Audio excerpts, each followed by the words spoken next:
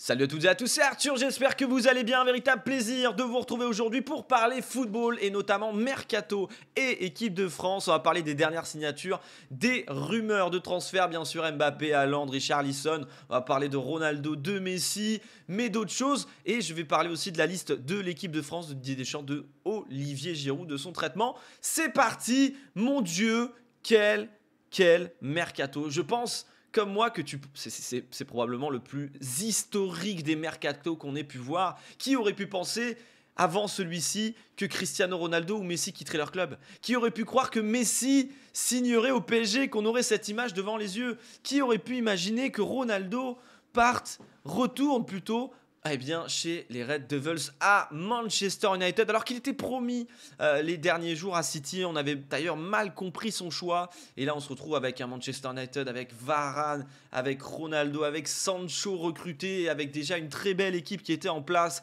Et je suis vraiment hype parce que c'est un mercato qui va donner énormément de piment à la saison avec tous les joueurs qu'on a envie de suivre, tous ces grands joueurs qui ont changé de club. Et on a envie de voir comment ils vont justement amener leur touche dans les nouveaux clubs qu'ils vont rejoindre. Le PSG, si on s'attarde sur le PSG, Ramos, Donnarumma, Achraf Hakimi, on parle de Messi et c'est pas fini. On va revenir sur la rumeur Mbappé, mais j'y reviendrai après.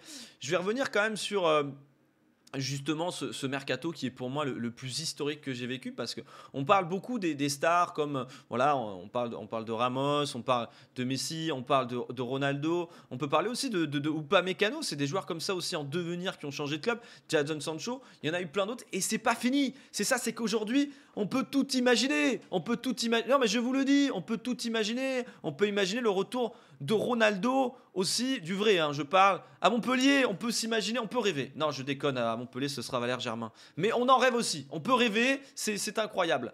Passons. Non, mais il reste encore quelques jours de mercato et on n'est pas à l'abri de voir des énormes surprises. Et en parlant de surprises, je vais vous donner mon avis. Alors, il n'engage que mon avis, bien sûr, mais c'est le cas Mbappé. Mbappé, donc le Real qui fait le forcing avec des offres, là, la dernière 180 millions d'euros. Et le Real qui n'a toujours pas répondu. Le PSG qui n'a toujours pas répondu à l'offre du Real.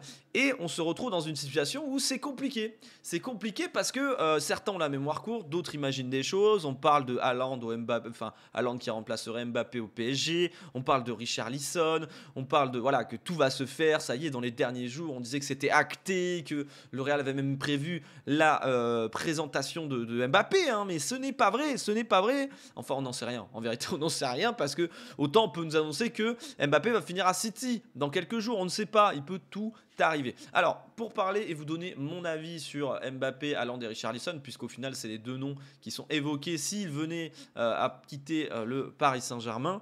Pourquoi Mbappé va avoir du mal à rester dans son club?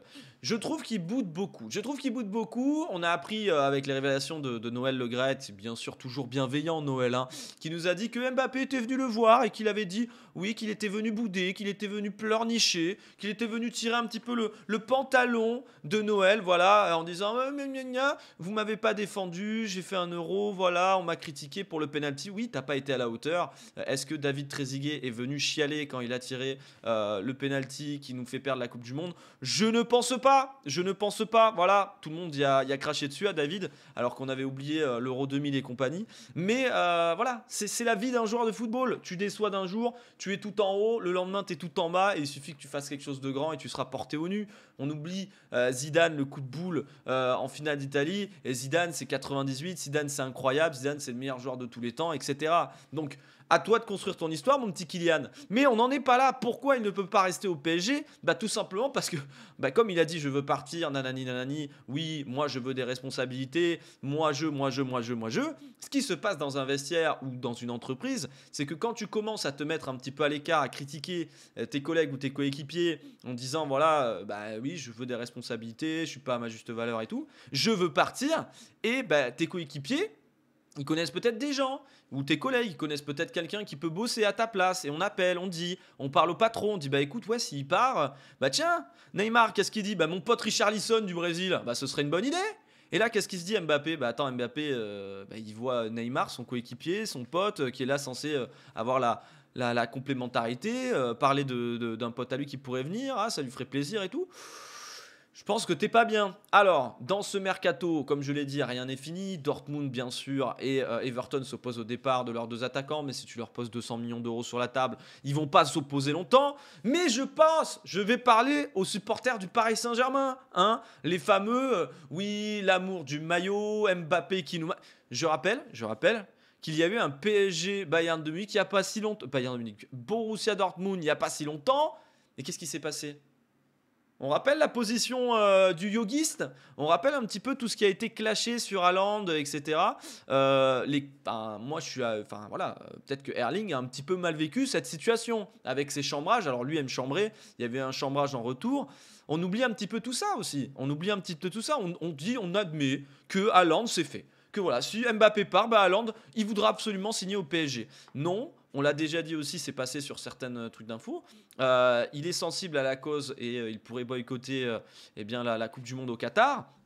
Voilà, c'est le Qatar, c'est le PSG, c'est l'image. Alors, pour moi, je ne pense pas que ce soit un frein réellement ça, le fait que ce soit le Qatar, puisque tu peux militer justement, et souvent tu as plus d'impact quand tu milites, quand tu es proche de la source ou que tu travailles avec la source du problème, tu peux avancer dans la même direction. En tout cas, c'est ce que je pense. Donc ça, à la limite, c'est pas tant le gros frein. Mais voilà, Haaland, s'il a un ego, il se souvient de ce match avec le PSG. Même si aujourd'hui, je pense que le PSG a passé un cap dans son mercato et réussi à attirer des stars. Il lui manque que les titres vraiment pour accéder à des clubs ou avoir une aura de club pour les jeunes qui fait jouer les stars et qui gagne des titres. Parce que oui, l'arrivée de Ramos, de Messi, de Donnarumma, ça va changer l'imaginaire collectif du PSG. Avant, c'était un club dans lequel les joueurs allaient pour complètement se détendre en vacances et tout. Là, les recrues, pour moi, mettent en place et s'ils gagnent un titre, vraiment une autre aura, une autre histoire du PSG, une histoire un peu comme les Galactiques du Real, où maintenant le Real il a admis que tu as envie d'y jouer au Real parce que c'est là où ont joué toutes les légendes. Et si demain le PSG arrive à recruter à chaque fois les futurs grands joueurs ou les grands joueurs d'aujourd'hui, ou les grands joueurs qui ont été, ça devient ce club de légende aussi où tu as envie de jouer, par lequel tu as envie de passer, de gagner des titres. Il manque qu'une Ligue des Champions vraiment au PSG pour se lancer. C'est un petit peu toujours l'élément déclencheur, mais leur histoire pourrait changer dès cette année avec un recrutement XXL. On a fait le tour du mercato. Donc, comme je vous l'ai dit, ce que je dis à l'heure actuelle, peut-être que dans 2 minutes, on annonce Mbappé à Barcelone ou à Manchester City. On ne sait pas. En vérité, on ne sait pas. Tant que le PSG n'a pas trouvé un remplaçant à Kylian, je ne pense pas qu'ils le laisseront partir. Il n'y a pas de besoin. On me parle, oui, mais 200 millions d'euros pour un joueur et tout. Les gars, le Qatar qui est derrière Paris Saint-Germain, ils ne sont pas à 200 millions d'euros près, ils ne sont pas à 1 milliard près, ils ne sont pas à 10 milliards près, ils ne sont même pas à 100 milliards près. C'est un puits d'argent sans fond, les gars. Vous n'imaginez pas, c'est incroyable la puissance du Qatar. La seule chose qui les freinait, c'était le fair play financier. Et aujourd'hui, le fair play financier a été mis en pause par l'UEFA, je vais dire à grâce, mais c'est plutôt à cause du Covid. Et aujourd'hui, les clubs qui ont de l'argent peuvent dépenser. C'est pas grave. L'UEFA, de toute façon, on dit vas-y, go, régalez-nous dans les transferts. Il y a besoin d'argent, il y a besoin de hype. Et justement, là, elle est là pour la prochaine saison. On a hâte de voir les premiers grands matchs, de voir Messi fouler les pelouses de Ligue 1, Ronaldo en Angleterre. Ça va être la folie. Finir un petit peu aussi sur. On va prendre l'image de Kylian, sur Olivier Giroud et la sélection de l'équipe de France. Je ne vais pas revenir sur le comportement de Didier Deschamps, qui est toujours aussi détestable dans ses explications. À l'époque, c'était Benzema qui n'était pas convoqué et à chaque conférence, on demandait, puis au final, on avait arrêté de poser la question en disant pourquoi tu ne sélectionnes pas. On sait que Didier Deschamps pratique la langue de bois. Il a soumis l'idée que sportivement, c'était pas bon, que Olivier n'était pas au niveau. Bon, voilà. Quand il était totalement remplaçant à Chelsea, ça ne le gênait pas de le prendre. Et sportivement, il trouvait des excuses pour le convoquer. Aujourd'hui, il prend les mêmes excuses pour justement justifier sa non-convocation. La réalité de ce qui s'est passé, c'est que Monsieur Didier pense toujours au groupe avant tout. Et que Olivier a fait l'erreur, je pense quand même que c'était une erreur, de critiquer Kylian devant la presse après ce fameux match où il était très frustré. Olivier, même s'il avait marqué son but, il était très frustré, ou il a marqué un doublé peut-être. Il était assez frustré Je pense que c'est ce match-là, hein. Je dis peut-être une connerie, tu peux me reprendre dans les commentaires.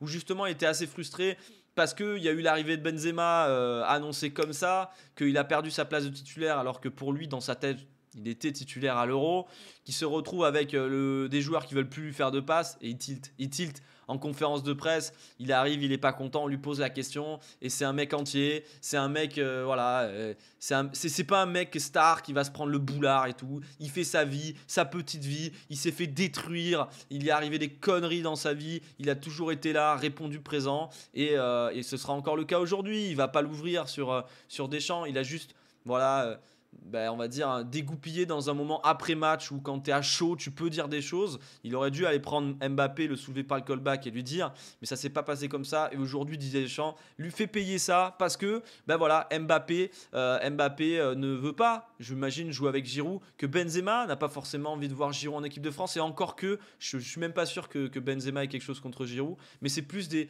comportements. Et Mbappé n'a même pas été puni pour son comportement, sa façon de faire aussi. Je trouve que cette équipe de France est en train de mal tourner. On est à 1 an et demi de la Coupe du Monde et je sais pas, je sens un vent, vraiment un vent pas bon en train d'arriver. Alors il y a des nouvelles têtes qui vont débarquer, ça c'est assez intéressant. Mais Didier Deschamps est en perdition pour ma part.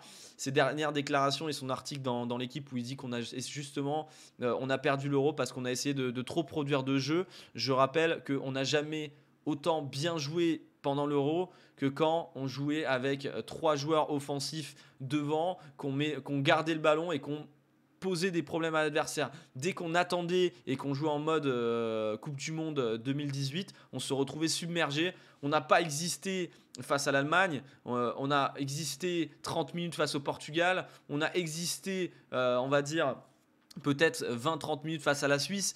Quand tu es l'équipe de France et que tu as les joueurs pour jouer, il faut jouer. Enfin, c'est inadmissible de voir une génération comme ça sacrifiée et sur l'autel de oui, on a joué trop offensif ou dès qu'on essaie de faire le jeu, on prend des buts. Non. Je suis désolé, il faut arrêter. La défense, il a essayé. Deschamps, aucun mea culpa, alors qu'il a essayé des tactiques dégueulasses pendant l'Euro. Le 3-5-2, on n'en parle même pas. Avec Clément Langlais, enfin, c'était une vaste blague. Donc pour moi, ouais, Giroud très mal géré. J'aurais aimé qu'il le prenne dans le rassemblement, voilà, qu'il lui dise Olivier, qui se parlent, qu'ils arrivent à régler le souci et qu'on fasse une belle sortie à Olivier parce que j'ai peur que en fait on ait assisté tout simplement au dernier match lors de cet Euro, au dernier match d'Olivier Giroud avec l'équipe de France. Et c'est une sortie pour un des plus grands joueurs de l'équipe de France, puisqu'il est dans le top 3 des meilleurs marqueurs. Donc un des plus grands joueurs de l'équipe de France qui est un champion du monde, qui a été titulaire dans l'équipe championne du monde. Et on lui fait une sortie par la petite porte. Et j'estime que même si l'équipe de France n'appartient à personne, le respect quand même dû aux personnes qui t'ont fait gagner doit être là. On peut partir sur une bonne note. On n'est pas... voilà, il y a du respect. C'est quand même une histoire d'homme, le football, et une histoire de valeurs. J'espère et j'ose encore le croire qu'il y a des valeurs dans le football et dans le sport. Et je suis triste que pour Olivier, ça se passe comme ça. Vraiment, je suis triste pour lui. Aujourd'hui, on moque sa non-convocation, ça passe un peu inaperçu. Mais au final, c'était simplement les mêmes méthodes de la non-sélection de Benzema qui, on va dire, choquaient ou on va dire choqué beaucoup de personnes sa non-sélection. Et ben aujourd'hui, moi, c'est pareil, ça me choque sa non-sélection pour Olivier et le traitement qu'il a subi. Voilà, c'était un petit peu mon ressenti sur le football à l'heure actuelle. Je ferai une prochaine vidéo avec la fin du mercato quand vraiment tous les transferts seront actés pour vous proposer un petit peu mes top 10 de mes transferts, de mes attentes et peut-être mes 10 flops transferts. Voilà, il y a Andy Delors qui passe aussi sa visite médicale à Nice. Je trouve que Montpellier l'a mal vendu, 10 millions d'euros. J'aurais espéré 15, 20 parce que c'est ce qui valait. Voilà, ça c'est mon côté montpelliérain qui parle avec Valère Germain qui va débarquer. J'imagine que ça peut être un joueur qui s'intégrera bien au club. Ça, c'était pour mes amis de la paillade. Allez, je vous souhaite à tous une bonne journée. N'hésite pas à me dire en commentaire ce que tu kiffes. Et bien sûr, un petit pouce bleu, un message pour le référencement si tu peux. Et bien sûr, si t'es pas abonné, c'est le grand soutien. Claquez l'abonnement, c'est totalement gratuit et ça soutient. Merci, ciao. Et je vous dis à très bientôt. On se régale quand même sur ce mercato.